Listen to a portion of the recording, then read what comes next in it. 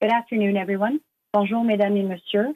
My name is Madeleine Gomery, and I am the press secretary for Minister Blair.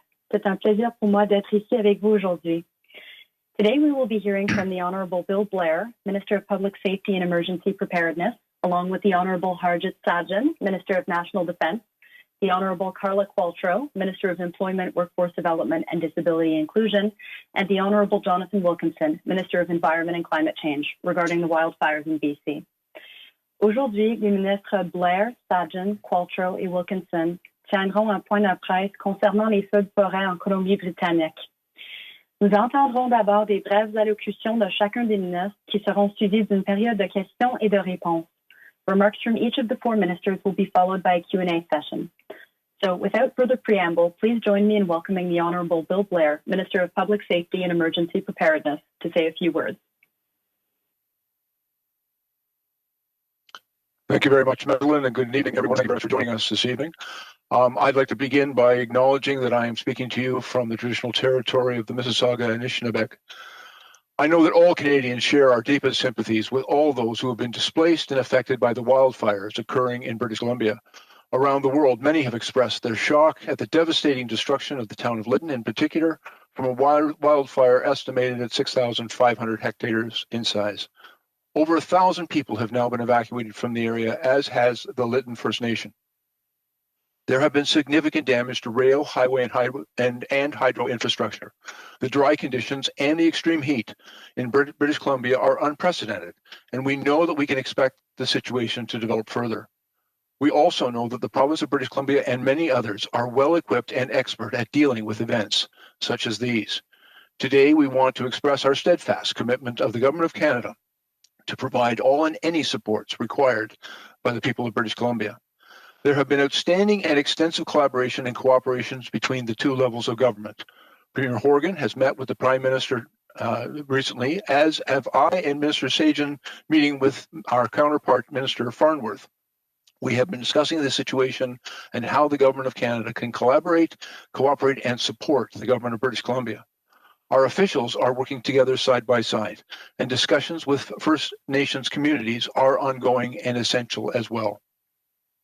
During times of emergency, Indigenous Services Canada officials work closely with Emergency Management BC and affected First Nations to ensure that First Nations communities are supported and know where to seek assistance. Indigenous Services Canada provides coordination of all First Nations with our resource partners. ISC maintains a service agreement with Emergency Management British Columbia to support on-reserve emergency management, and they will also be responsible for supporting our response and recovery funding to affected First Nations. The emergency management team in British Columbia is truly world-class. They continue to do everything possible to keep the public safe. And to be sure, these wildfires show that we are in the earliest stages of what promises to be a long and challenging summer. The Government of Canada stands by to support in every way that we can. Our Government Operations Centre, or GOC, has dedicated staff working to coordinate a federal response wherever it is needed. And the Interprovincial Agency, the Canadian Interagency Forest Fire Centre, or CIFFC, continues to work with all partners to use its list of firefighters and resources to be able to quickly respond as needed. We are working with the Government of British Columbia on a request for federal assistance for air support and expect to have that concluded in the coming days. You'll hear more from Minister Sajjan on this in a moment. In the past few years, the federal government has accepted increasing numbers of requests for assistance for relief efforts from such devastating events. And for example, the Government of Canada responded to the devastating wildfires which occurred in Fort McMurray in Alberta by providing a grant to the Canadian Red Cross to support emergency services delivered by the CRC to Albertans displaced by the wildfires. We'll continue to work collaboratively with the Government of British Columbia to provide similar supports. My colleagues are on hand to elaborate on those supports that may be available. We continue to work with all partners, federal, provincial, and territorial, along with non-governmental organizations to ensure the best possible response to the 2021 wildfire season. All this work is fully integrated and informed by our COVID-19 efforts. Canadians can rest assured that there are strong federal, provincial, territorial mechanisms in place to ensure that we work together to help ensure the safety of all Canadians. And on behalf of all Canadians, I'd like to thank the provincial emergency management officials, our local volunteers, law enforcement, and all those who are working diligently to keep everyone safe. Thank you, and I'll now turn the conference over to my colleague, Minister Sajjan. Thank you, Mr. Blair. Good afternoon, bonjour à tous. Before I begin, I'd like to acknowledge that I'm joining you today from the traditional unceded territory of the Coast Salish peoples, including the Musqueam, Squamish, and Tsleil-Waututh First Nations. Now, since the beginning of the pandemic, in our most difficult moments, Canadians have relied on the Canadian Armed Forces for help. No matter the risk, our members have always been ready to answer the call. No matter the challenge, our people in uniform have been ready to help Canadians during this pandemic. And despite the pandemic since the late fall of 2020, the Canadian Armed Forces and the Department of National Defence have been working to prepare for floods and heightened wildfire activity. This prudent planning has allowed us to ensure that Canadian Armed Forces has domestic high readiness assets available to respond to a request for assistance to help with flooding or wildfires, including air and land-based resources. And given the severity of the wildfire situation in Western Canada, we're establishing a forward operating location in Edmonton. This location will be able to provide support across the region as needed.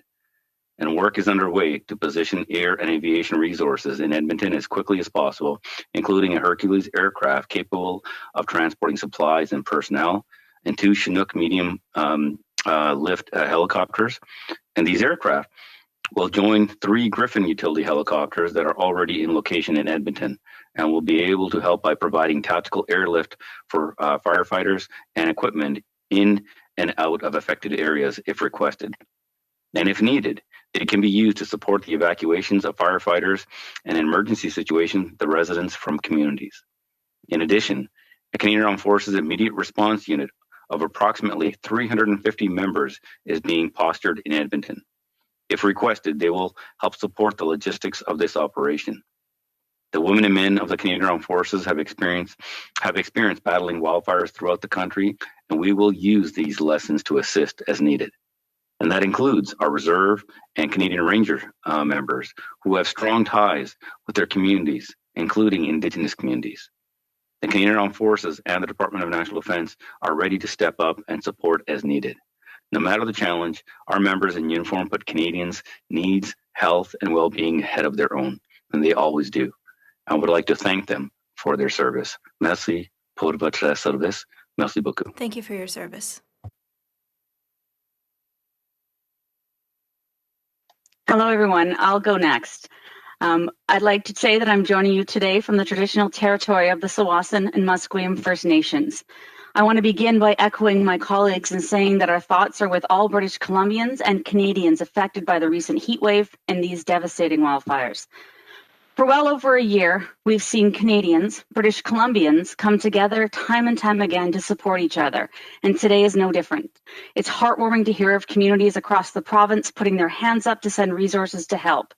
I know my own local fire department here in Delta, BC sent an engine tanker and a 6-member crew to help with the ongoing relief efforts. All Delta firefighters have recently completed their wildland training and are ready to help. As you can see here today, we all stand ready to support the health, safety, and well-being of all British Columbians. As Minister of Employment, Workforce Development, and Disability Inclusion, my department and Service Canada are working to help ensure people can get the support they need during this difficult time. Our Service Canada officials in the Western region are working with the local response team at the reception centres to inform evacuees what services are available to them. As of tonight, Service Canada has established a dedicated eService Canada phone line to provide quick and easy access for those impacted by the wildfires. We know that many people might be worried about lost documents like social insurance cards or other records of importance. To them, I say, please don't worry. Our team is ready to help you.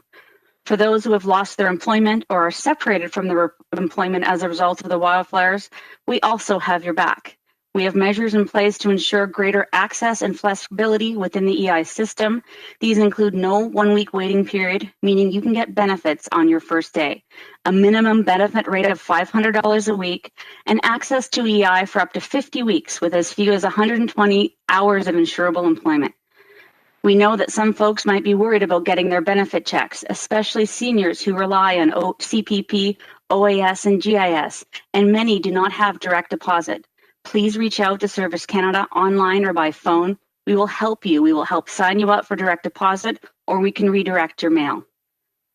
Comme mon collègue, le ministre Sajjan, l'a mentionné, depuis la fin de l'automne, les forces armées canadiennes et le ministère de la Défense nationale travaillent afin de se préparer à l'intensification des incendies de forêt. Cette planification prudente nous a permis de nous assurer que les forces armées canadiennes disposent de ressources à disponibilité opérationnelle élevée pour répondre à une demande d'aide en cas d'inondation ou de feu de forêt, y compris des ressources aériennes et terrestres. Étant donné la gravité de la situation des feux de forêt dans l'Ouest canadien, nous établissons un emplacement d'opération avancé à Edmonton. Cet emplacement sera en mesure de fournir un soutien à travers la région au besoin. Et le travail est en cours pour positionner les ressources aériennes et aéronautiques à Edmonton le plus rapidement possible. Ces ressources seront en mesure d'aider en assurant le transport aérien tactique de pompiers et d'équipements vers et à partir des zones touchées si demandé. Les femmes et les hommes de force canadiens ont une vaste expérience dans la lutte contre les feux de forêt à travers le pays et nous utiliserons ces expériences pour offrir du soutien et de l'aide en cas de besoin. Et cela inclut nos membres de la réserve et des rangers canadiens qui ont des liens étroits avec les communautés, y compris les communautés autochtones. À ce stade, ces membres ne soutiendront pas la lutte contre les feux de forêt. Si demandés, ils aideront dans la logistique de l'opération. To all British Columbians, these are tough times. We continue to fight COVID-19 and mourn loved ones lost in the pandemic.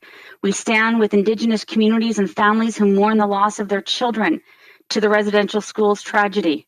And we've lost many Canadians over the past week as a result of the heat wave and the wildfires. Our hearts are heavy, but we will get through this together. Please continue to check in on your loved ones during this time, and please be safe. I'll now turn things over to Minister Wilkinson. Thank you very much, Carla.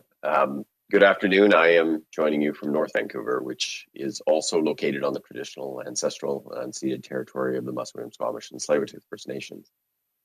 I and my colleagues have been monitoring developments this week with great concern. My heart certainly goes out to the people of Lytton, local Indigenous communities, and others who have had to evacuate on the fly.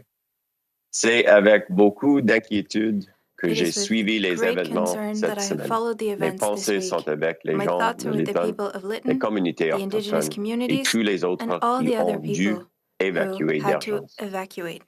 A growing number of major fires in BC and Alberta are out of control and are threatening homes and communities. At least 25 local and First Nation emergency operations centers in British Columbia are currently activated, with emergency evacuations or alerts in effect in at least 11 communities. Le gouvernement du Canada est là pour vous et continuera de vous appuyer dans ces moments difficiles. Maintenant et pour les mois à venir. To those who are affected by these terrible events, the Government of Canada is here for you and will support you now and in the months ahead. In the areas for which I am directly responsible, Parks Canada is actively collaborating with all provinces and territories on the current fire situation in Western Canada. In response to British Columbia's request for assistance this afternoon, members of the Canadian Interagency Forest Fire Centre, including Parks Canada, are assessing how they can best contribute. In 4 of the past 10 years, unfortunately, Parks Canada has had to provide wildfire resources to support the challenges that British Columbia has faced during times of need, including providing incident management teams, specialized fire management personnel, and equipment. And certainly supporting provinces and territories in their times of need is something that the Government of Canada takes very seriously. Meteorologists at Environment and Climate Change Canada are also working around the clock to deliver critically important weather information, including detailed wind forecasts, smoke dispersion predictions, and air quality forecasts. Environment Canada's warning preparedness meteorologists are working with forecasters to support provincial partners in river forecasting and wildlife forecasting, or wildfire forecasting, because the hot and dry conditions are resulting in high elevation snow and ice melt, while simultaneously drying out grass and wood fuels on the ground. Our primary concern is protecting the health, safety, and property of Canadians. This week has been a very harsh reminder that even as we fight climate change, we must also adapt to it. Les événements malheureux de cette semaine sont un rappel brutal que, pendant même que nous combattons les changements climatiques, nous devons aussi nous adapter rapidement à cette réalité qui nous frappe. Your federal government is working collaboratively with provincial, territorial, Indigenous, municipal, and international partners. We are doing this to build resilience so that our communities and our economy are better prepared to adapt to the impacts of a changing climate. Certainly, climate models have indicated the increased frequency and intensity of extreme weather events, and this is exactly why we need to both aggressively and urgently tackle climate change, but also we need to invest in resilience. The cost of damages from these wildfires, floods, and droughts is also rising, which is why prevention is critically important and cost-effective. Mais aujourd'hui, nous devons concentrer nos efforts sur l'urgence de la situation présente. Notre priorité est de protéger les gens et d'assurer leur sécurité en tout temps. But today, we have to concentrate with urgency on the situation that is facing us. And our priority must be the protection of our citizens. During these times, please be safe and exercise extreme caution with any open flames. And now I will turn it back to our moderator. Thank you, Minister Wilkinson. Nous allons passer maintenant à la période des questions. Thank you. We're now going to move to the question period. I would ask that you please limit yourself to one question and one follow-up. Please begin your question by identifying yourself and naming the media outlet you represent. Veuillez commencer votre question en vous identifiant et en nommant l'organisme de presse que vous représentez. Vous aurez droit à une question et à un suivi. One question, one Operator, follow-up. could we please get a first question on the line? Certainly. Mesdames et messieurs, ladies and gentlemen, s'il vous plaît, appuyez sur l'étoile 1 maintenant pour poser une question. Please press star 1 at this time if you have a question. The first question is from Mackenzie Gray at CTV News. À vous la parole. Please go ahead. Hi, my first question is for Minister Sajjan. I just want to clarify, Minister, from your remarks, you outlined helicopters and 350 Canadian Forces personnel are going to be in Edmonton. Has the BC government not requested the help of the Canadian Armed Forces yet? I'll let Minister Blair talk about the actual official request. But myself and Minister Blair have been in direct communication with Minister Farnworth and monitoring the situation very closely. And as the experts on the ground are assessing and making the decisions of where resources needed to go, we decided to pre-position the air assets. We knew based on our previous experience on the wildfires that logistical support is needed. And our discussions with Minister Farnworth that air assets were needed. Hence the reason why we have moved some additional the Chinook aircraft that we've had used in the past, and also the transport aircraft. That'll help move resources around because the situation right now is extremely fluid with the various fires that are taking place in different areas. This provides a lot of flexibility. So what we want to do is increase that flexibility for the decision makers on the ground. In addition, even though ground personnel are not needed at this time because they have the expertise to be able to fight the fires, we do have additional personnel ready to provide support if needed. Is there anything else you want to add, Mr. Blair, on that?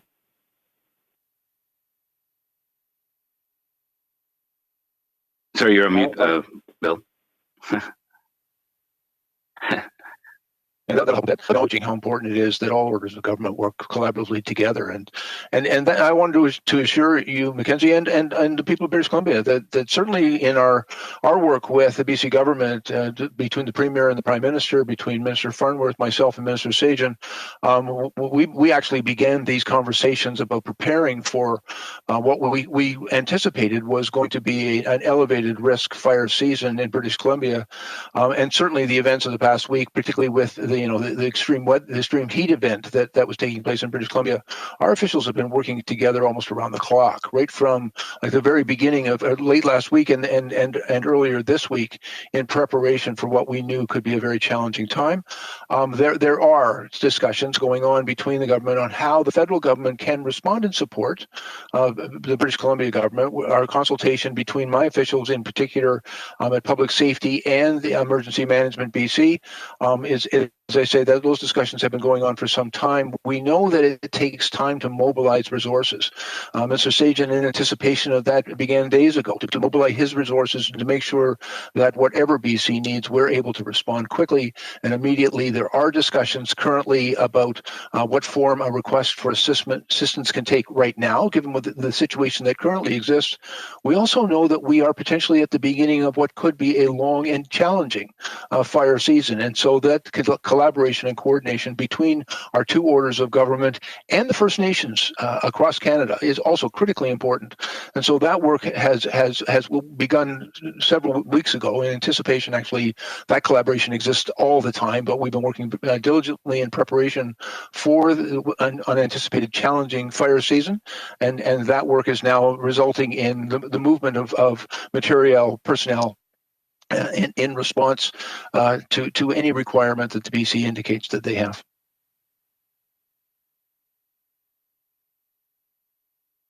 Thank you, Minister. Is there a follow-up question? All right, could we get the next question, please? Certainly.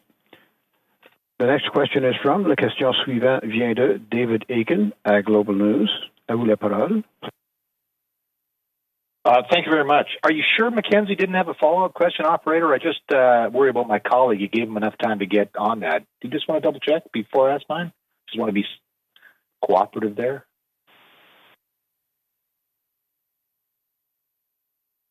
Operator, did you hear me? Yes, sir. His phone line has been returned to the conference. If you have a follow-up question, I would ask him to dial my star apologies. 1. Okay, my apologies. And Minister, sorry, thank you for your patience on that brief hiccup there. It's the tricky part here. I have a question. I think this is probably best put to Minister Blair. Mr. Blair, I wonder if the federal government at this point has been provided with any information about the cause or source of the Lytton fire, and secondarily, when emergency crews might be able to get, emergency crews, Canadian Armed Forces crews, will be able to get into Lytton. Can you give us any information on that at this point? Yeah, I can give you the update that's been provided. I will tell you as well, the RCMP, and I've had conversations with them earlier today, are very much involved in an investigation into the circumstances of that fire. The information that I've gotten is an update, David, with respect to what's going on there. I'm advised that personnel are working on the northwest flank to secure the community, and ground crews and air support continue to work the incident. As well, we are aware that there are reported injuries and unconfirmed at this point in time 2 potential fatalities. This is being investigated by the BC Coroner's Office, and RCMP investigators are in the area and conducting that investigation. I'm advised that currently the British Columbia officials are working closely with the Lytton Fire Brigade to deal with the situation there. Communications and critical infrastructure remain closed around Lytton. Self-service has been restored to the area, and technicians are working with the RCMP for the restoration of telecommunication services 911 in the area as well. I'm further advised extensive damage has been reported by BC Hydro. There is currently no electrical service available in Lytton. We also know that there has been fairly significant damage to CPC and rail lines. They're possibly damaged. We're working with them. Transport Canada is working with them, as well as Emergency Services BC, who are working together on shared tracks and response coordination. At the current time, I do not have any information I'm able to disclose with respect to the potential cause of the fire, except to advise that it is currently being very actively investigated by the RCMP. There were a number of fires. I was advised that that there was a fire in the vicinity of in the region of Lytton that was burning previously. It did not seem to be the fire that was the cause of the conflagration that took place in the town of Lytton. That fire moved extremely rapidly. The information we received is that the residents of that town had a very, very short period of time in order, to flee the flames that were engulfing their town.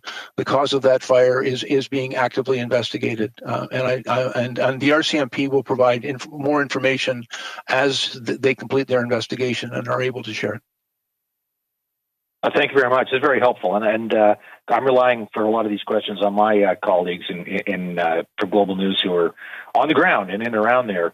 So let me just ask this follow-up then, again, recognizing that we do not yet know the source, but there has been some discussion, I guess, or people are suggesting that possibly a source may have been a train that moved through the area, possible sparks from a train on a wheel. So I'm wondering if this has come up, if you've discussed this with your Transport Canada colleagues, that as a preventative measure right now through much of this area in BC that is experiencing this extreme heat, whether or not trains are on some sort of restrictions or bans in terms of traveling through some of these heat areas, given that a train could spark a fire. Are there any restrictions or considerations or restrictions to train travel through this part of British Columbia? Yeah, thank you very much, David. And it's an important question, and I want to be very clear. I'm not able to confirm the source of the fire that took place in Lytton, but we are investigating all possibilities.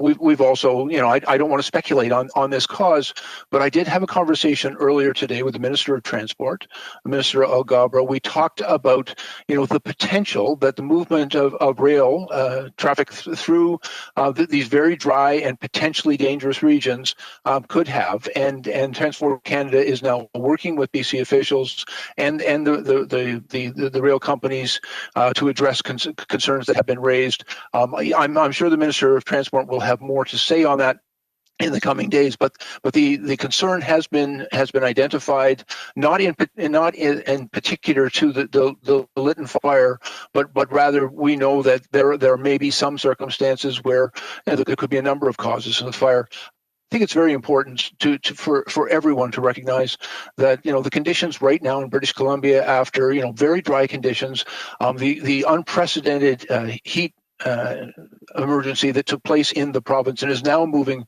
towards the east into Alberta and Saskatchewan, does create conditions with an elevated concern about the potential for wildfire, and so we're looking at every possible way in which we can keep Canadians safe. Thank you very much. Thank you. Merci. La question suivante vient de James Keller at Le Globe and Mail. À vous la parole. Please go ahead.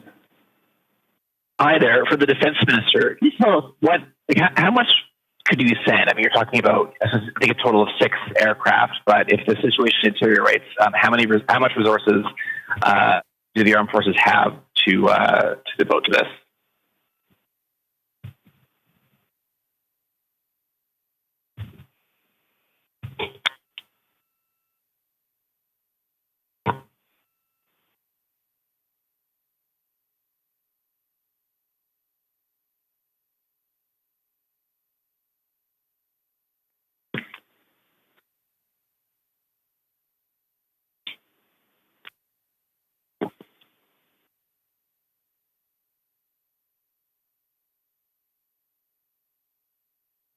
Minister Sajjan, are you there?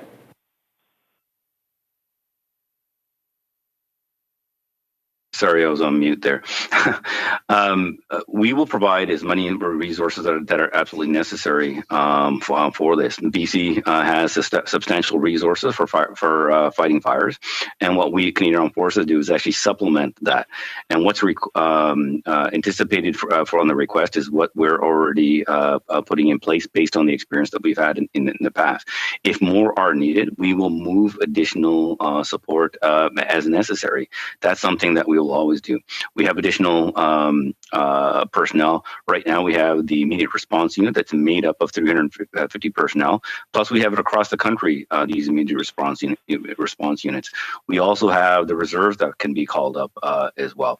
And what we want to do is absolutely give confidence to British Columbians and Canadians across the country that regardless of disaster, the Canadian Armed Forces will be there for them. We anticipated early on that if we were in a pandemic to having to deal with flood situation and fires, what we do. So working very closely with our public safety colleagues and the provinces and territories, we have already rehearsed this.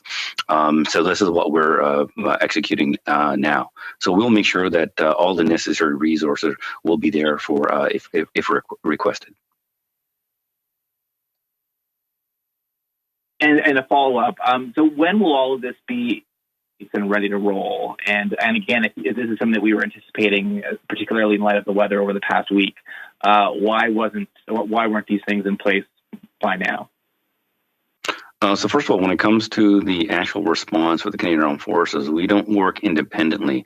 Every province has an emergency response center that responds as Minister Blair has outlined. And the BC has tremendous amount of resources. They do their evaluation, and based on their experience, they look at what potentially might be needed. Because we're already in good consultation with determining what's actually happening on the ground, even before an official request is made, we already have an idea of potentially what might be needed. And hence the reason why we actually started pre-positioning aircraft and getting personnel ready. So that's exactly what's taken place. Our aircraft, majority of them are already in place. They're ready to respond as soon as they're requested and know exactly where it needs to go. But again, those are the decisions that are made by the experts on the ground with the BC government.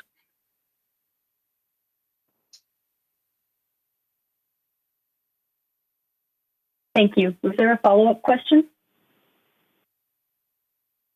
No, that's good. Thank you. Wonderful. Thank you. Next question, please. Thank you.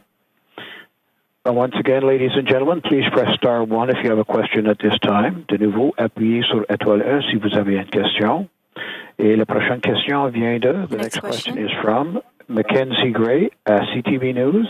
À vous la parole. Your line is now open. Hi, thanks for getting my follow-up question in.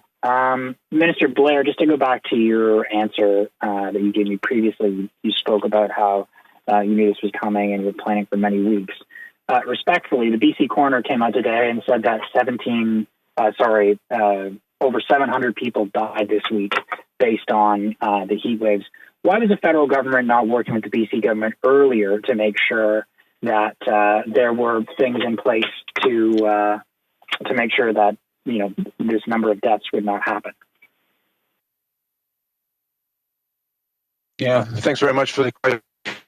Our officials have been working together, both federal officials and the BC government officials have been working in preparation for what we anticipated. The Minister of Natural Resources, Federal Minister of Natural Resources, produces outstanding mapping and risk assessment for forest fires right across the country, which is shared with our provincial counterparts. Our officials meet on a weekly basis and during these emergency events on an hourly basis in preparation for a coordinated response to all of these events. Mackenzie, you made reference to the heat event which began earlier this week. I can tell you, first of all, that event was, of course, unprecedented, with average daily temperatures in excess of 14 degrees Celsius above the norm. And it is, as I said, without precedent.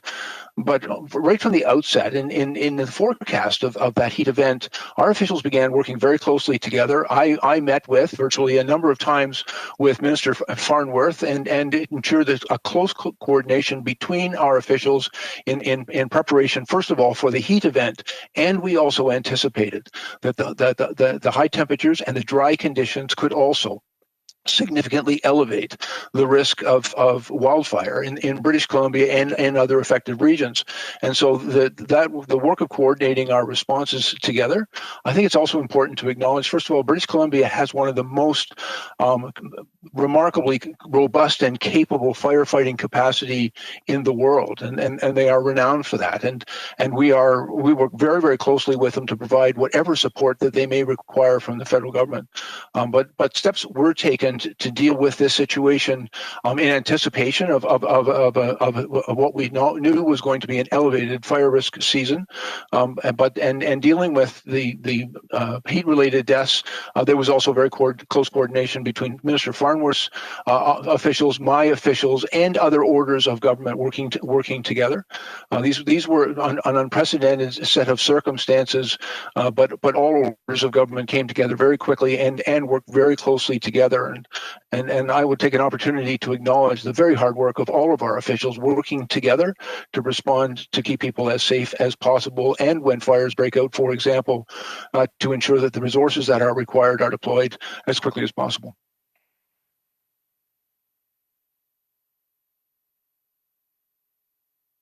Thank you very much. We have time for one more question. Thank you. Merci. The last question is from, la dernière question vient de David Aiken at Global News. À vous la parole. Please go ahead.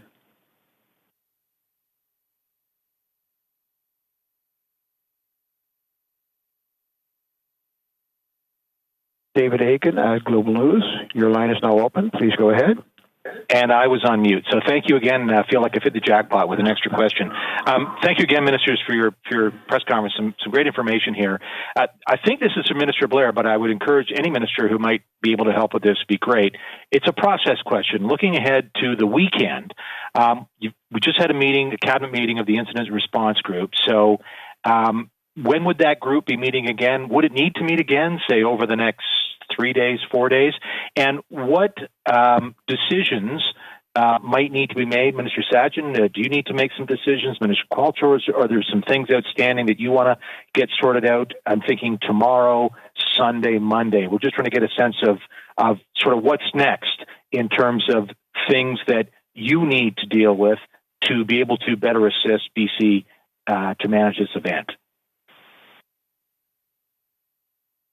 Actually, and David, if I might just begin, one of the values of the incident response group that the Prime Minister stood up is it brings officials from all areas of our government in order to ensure a well-coordinated response. And for example, innovation, science, and economic development has had a role to play in providing assistance to Emergency Management BC in restoring cellular communications and facilitating some of that work. Transport Canada is obviously fully engaged because of the disruption as a result of the fire to existing rail lines, but also there's a number of other important considerations that are being taken place there.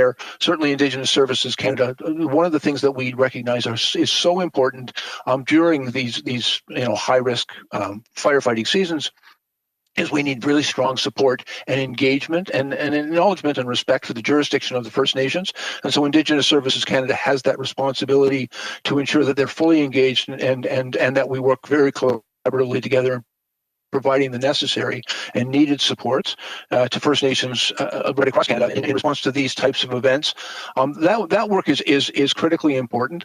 As well, our officials are also on that call and are able to provide us with a good understanding of the work that is going on. And I think that level of preparation is necessary to ensure that when the province, the British Columbia government and their officials identify an area where they require assistance, and that assistance can take many forms.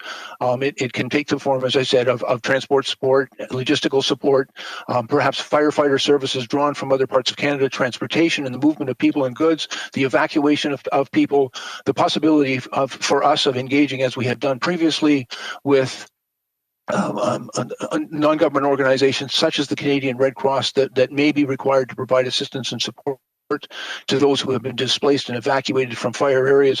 Like all of that response, we want to make sure that it is as immediate as possible. And so when that need is identified by the officials on the ground, which is primarily coordinated by the British Columbia government, when they identify any way in which the federal government can respond, we want to make sure that that approval and that support can be delivered as quickly as possible, almost immediately. And that's why you heard Minister Sajjan, staging his resources in anticipation of a request. We want to be able to move quickly. We want to be able to be there where people need us, and when they need us as quickly and efficiently as possible. There is, I want to assure you, really close coordination with the BC government. As I said, between myself, Minister Sajjan, and Minister Farnworth, we and our officials are talking on a daily basis. Sometimes our officials, certainly on an hourly basis. That coordination is critical to an effective response to these types of emergencies that can arise when a wildfire breaks out. And as I've said, we're at the beginning of what can be and is likely to be a very difficult and challenging fire season. We know from the weather forecasts that are ahead of us, and although it's unlikely that we will have a return to the extreme weather event, we know temperatures will be elevated in the coming week. We also know the possibility of lightning strikes.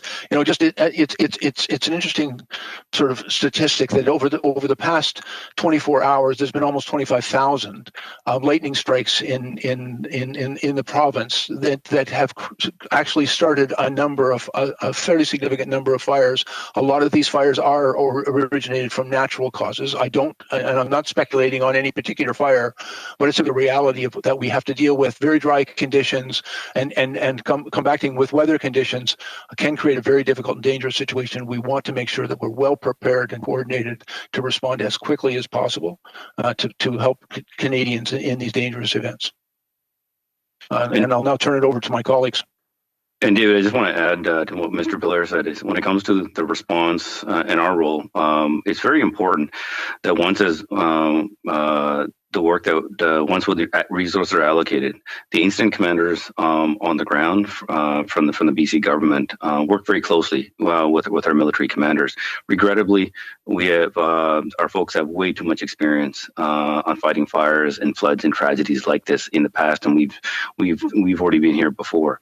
But because of those lessons, they know how to work very effectively. So the resources are there. If more are required, it's literally these authorizations are done sometimes within just minutes, and that's how quickly we will operate. This is about making sure that we're going to be there for British Columbians at their time of need, and especially at this devastating time in the town of Lytton and the people, what they're going through, and helping them rebuild and working with the provincial government to get their life back in order afterwards. And that's what we as a federal government, and we will work with the provincial government for this. Thank you. And perhaps I'll just add, from a Service Canada point of view, we work closely with local response teams. We've got people in place at reception centers to help, something like they can't access a record of employment. So we can help them make an EI claim, even absent that particular documentation. We are ready to put more resources behind this. As of tonight, there'll be a dedicated number specific to BC that people can reach out to. We're going to track people down. We want to make sure people who are anticipating getting checks can give us an alternate delivery method, or perhaps sign them up for direct deposit. These are very important details that people are worrying about in these times, and we will continue to be there for them, no matter how we possibly can, to make things a little easier in these really tough times.